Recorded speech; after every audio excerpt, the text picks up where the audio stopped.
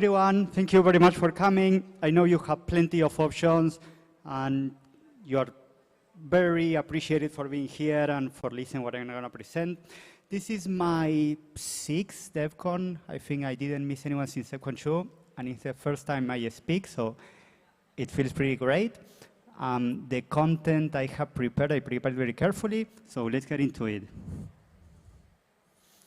When I was thinking, what's the best content I can bring to Devcon, I thought, well, my work at POAP for the past 5 years has been pretty intense and has exposed me to lots of experiences that, unless you live through them, it's somewhat impossible to learn of. It's like in startups, you learn by doing. So I was like, yeah, I'm gonna share what I've done. So these are some little bullet points. One of my personality traits is that I'm extremely upfront about how I think. So this is why the first item is offering unfiltered first-hand information of how to feel run a web3 startup, especially the painful parts. I'm not here to sell you, yeah, run a startup and things are going to be fine, more like the opposite. Then, as part of that experience, I want to make clear what's different on the Web3 ecosystem than the Web2 ecosystems. Running startups is extremely painful in all ecosystems, but Web3 has several specific types of pain, so I want to cover some of them. And after all that pretty frightening information I want to present, I want to still make clear that for certain type of people, not only it is worth trying, it is what makes sense doing. So you will see why. A quick intro about me, although I am seeing most of those that I'm seeing, I know you and you know me, but you may get some tidbits that you didn't know. I am 37. I live most of my life in Buenos Aires. Being raised in Buenos Aires has shaped my personality pretty specifically, so it's a major piece of information. Argentina has a very deep crypto tradition, and that has given me a privileged view, specifically for what crypto is useful for, what's not useful for. So that's a key part of how I got to work with what I am. Up until 2015, I had a pretty average job as a computer repair person. I was a computer technician. In 2015, I was pretty fed up with my lifestyle. I wasn't happy how I was doing, so I was seeking for a change. I was already somewhat into Bitcoin, and I was like, yeah, I'm going to go full-time on this. So I went full-time into Ethereum. Ethereum was an emerging technology that it was really hard to understand, way harder than it is today. And I spent the next 3 years, 2015, 16, 17, 18, learning about Ethereum. And again, it was a pretty steep learning curve. I'm a high school dropout, so I'm not a computer technician or any of those super fancy, educated Ethereum people. And by 2018, not only I have achieved diminishing returns in what I could learn, but also the ecosystem was in a pretty unpleasant situation. 2018 was right after the ICO bubble burst, and Ethereum was in a very ugly bottom. Prices were coming down, dApps weren't working, the roadmap wasn't coming together. So that takes us to our next slide, on which I plan on explaining quickly why in 2018 I started Ethereum. In 2018, I gathered a couple friends, and I convinced them on building an application on Ethereum that can do something that you couldn't do with any other technology. That was, for me, a way to show that Ethereum wasn't just a technology for speculating with financial assets or for gambling or for criminal activities. There could be things that you could build with programmable blockchains that really solve problems that people have better than any other technology. And one obvious problem back then and still today is that these days, in our digital lifestyle, we don't own nothing. All the information in your iPhones or Android devices and in many computers, it's stored on the cloud, and you're subject to certain policies, and you don't have ownership of that information. And it's very common that if it's no longer a business for your provider to serve it or host it, they will shut it down, or they will change the terms, or they will start charging you. And one platform that's been subject to these issues was Foursquare. Foursquare was a web2 app that you had in your phone, and when you went to a bar or a restaurant, you checked in and you got a little collectible. Now, the little collectible wasn't on a blockchain, it wasn't yours. And when Foursquare decided to change their business model, people that had thousands of collectibles were left in the dark.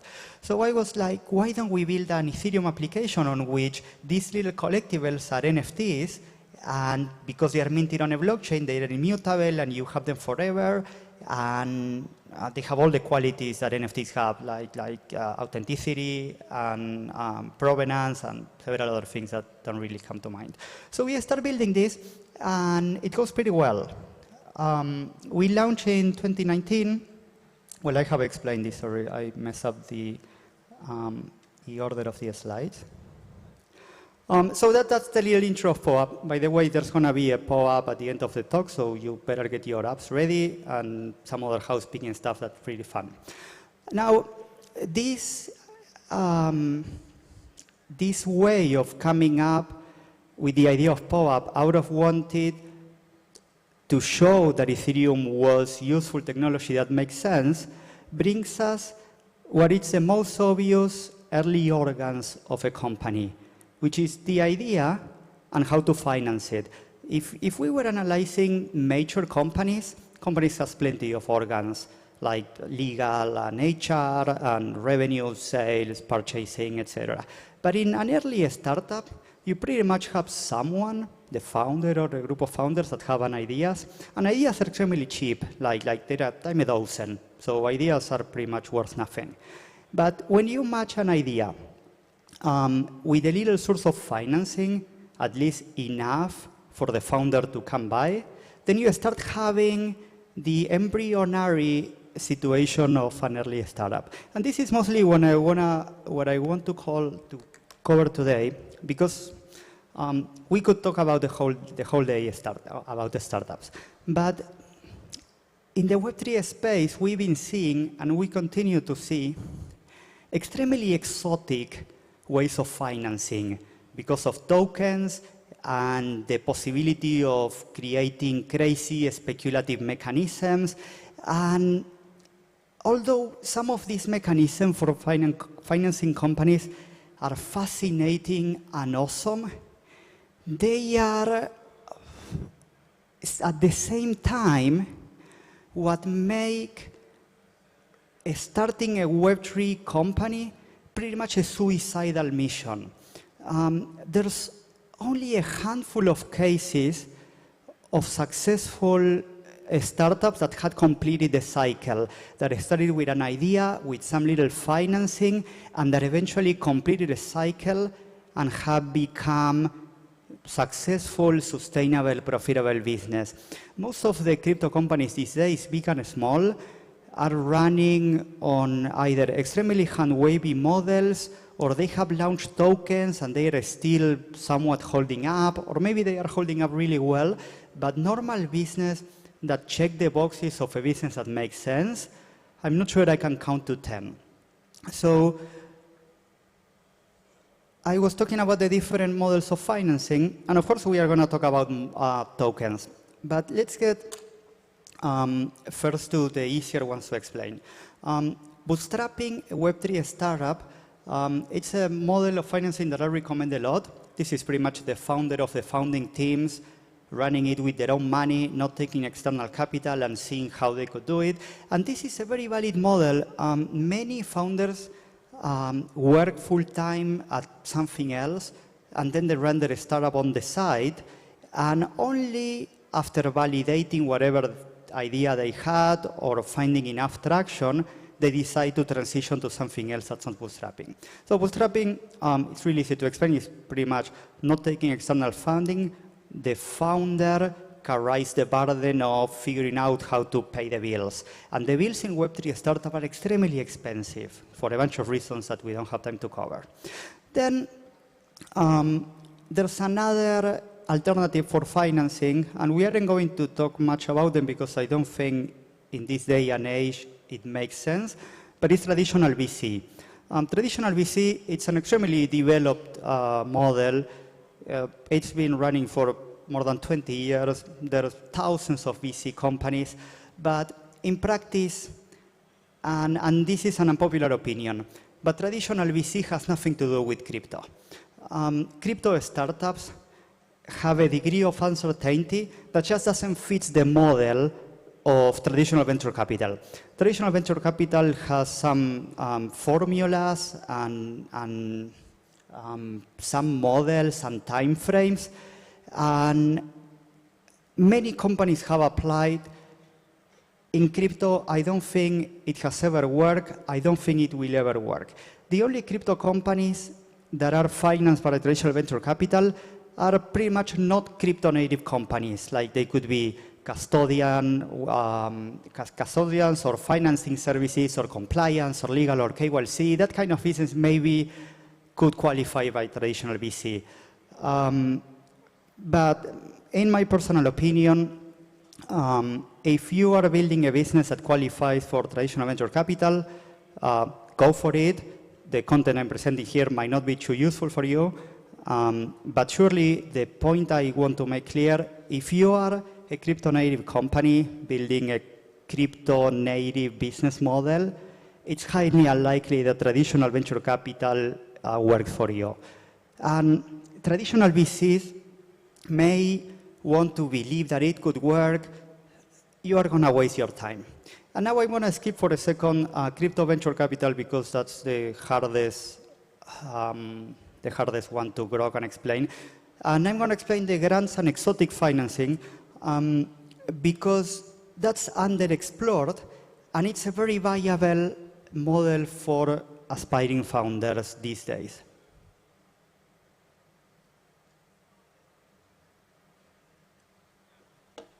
Aspiring founders these days, when they have an idea, they have pretty much the three options I mentioned.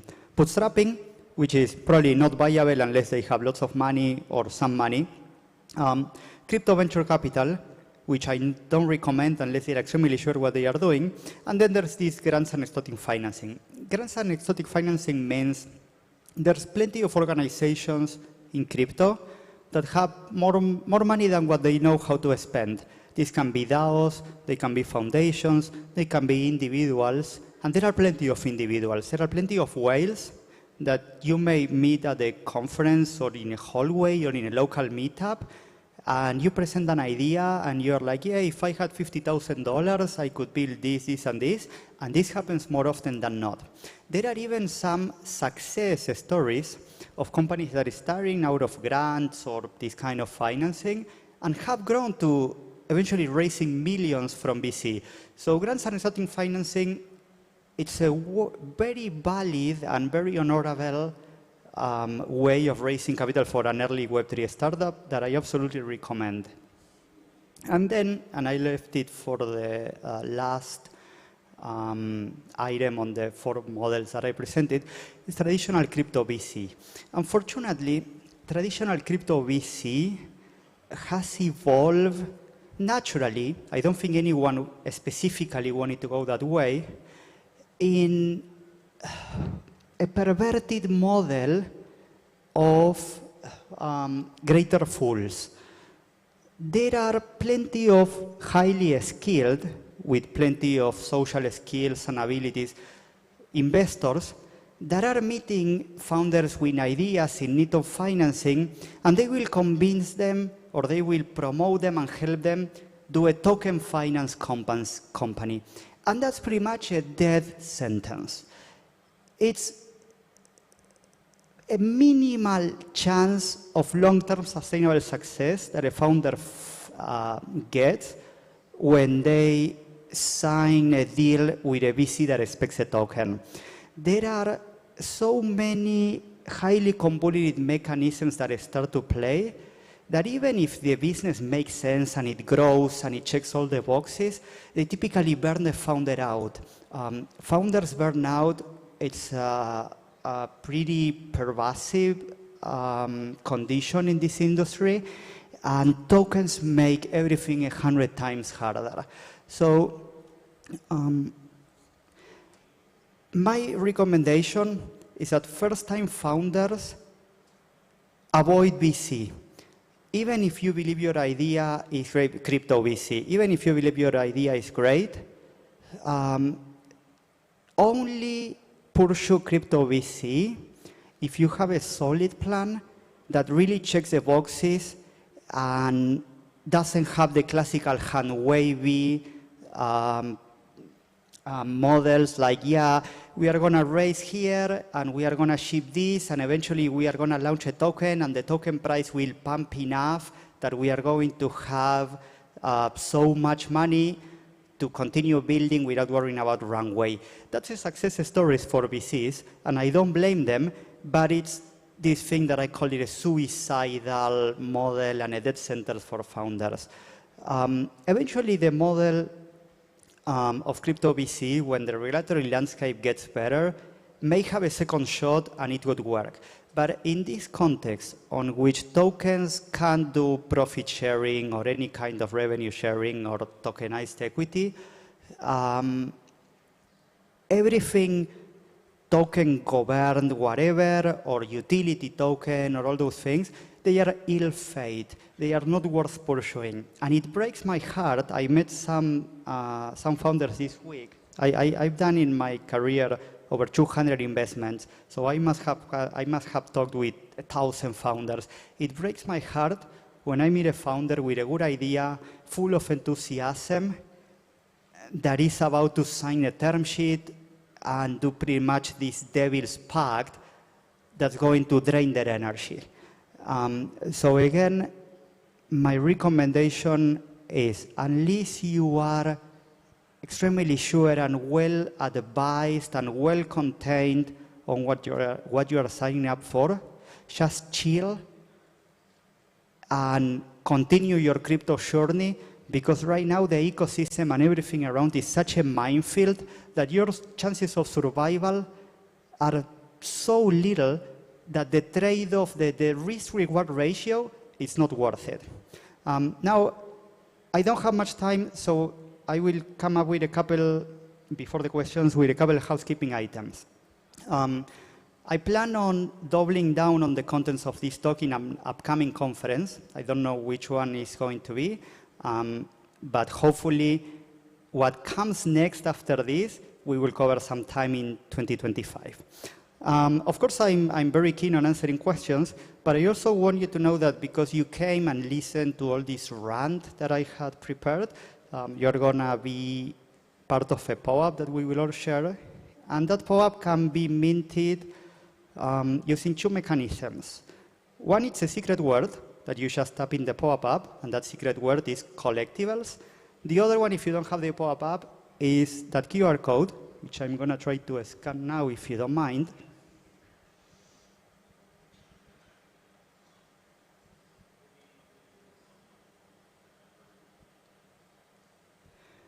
This POAP can only be minted while we are here.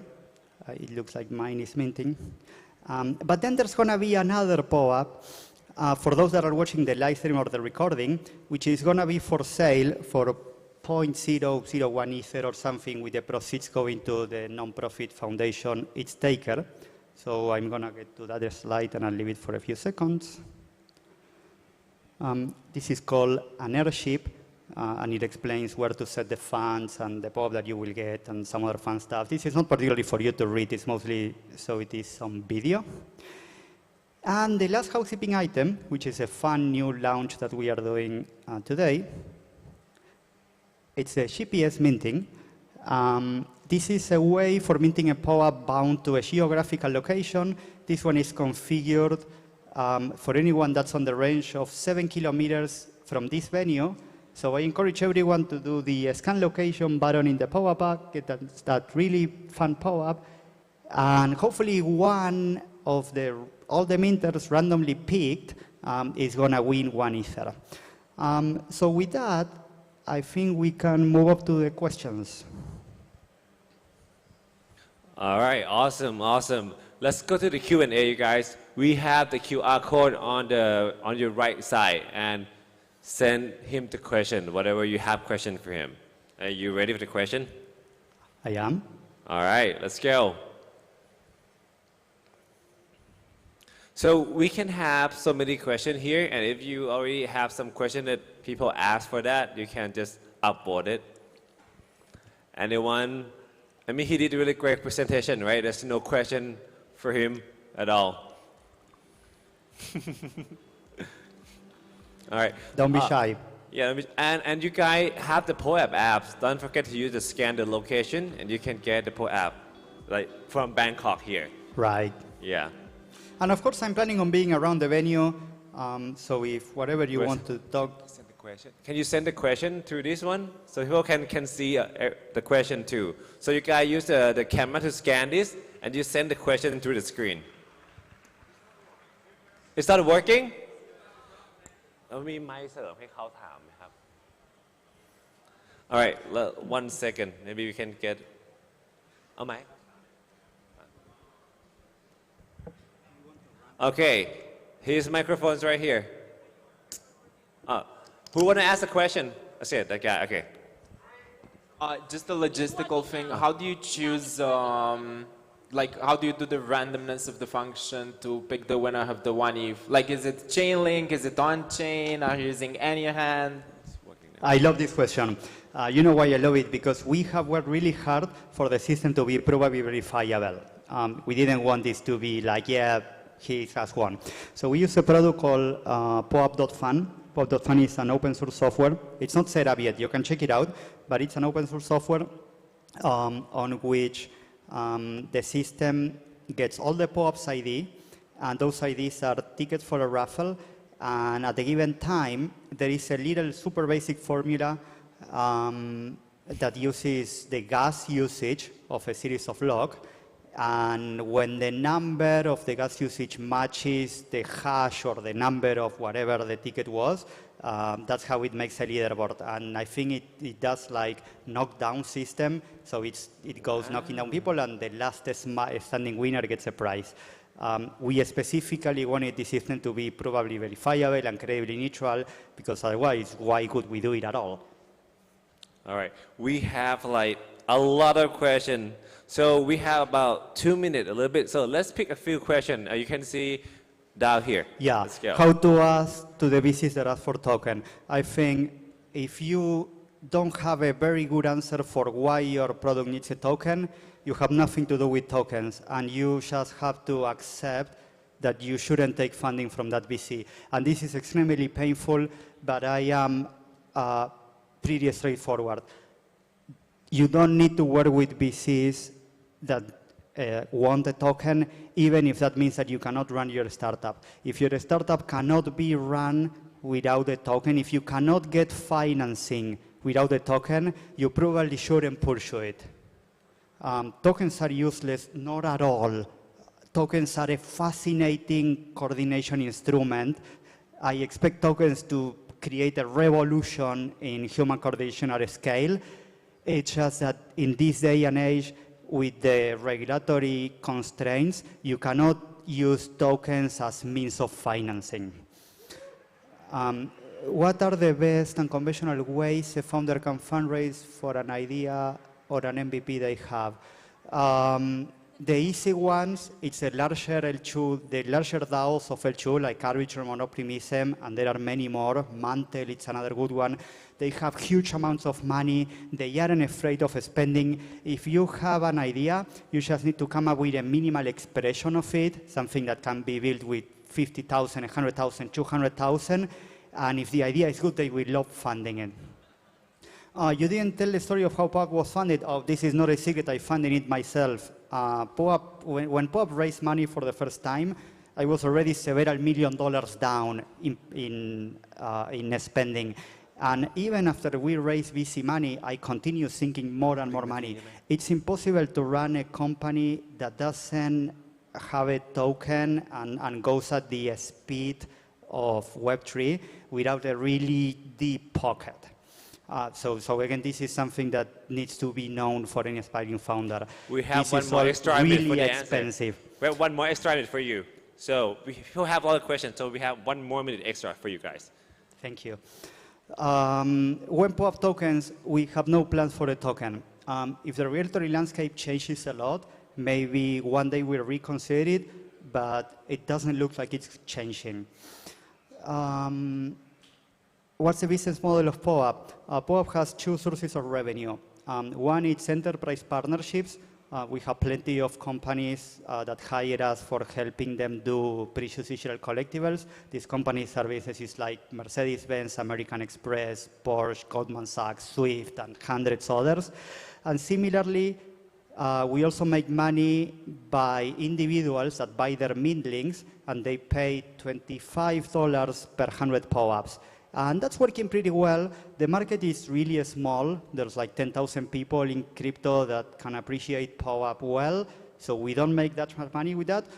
But we expect this model to scale very nice once the market picks up. Are angels a good option? Yes, definitely. Angel investors are in the category of exotic funding. So I certainly like that. Follow me on Twitter to see where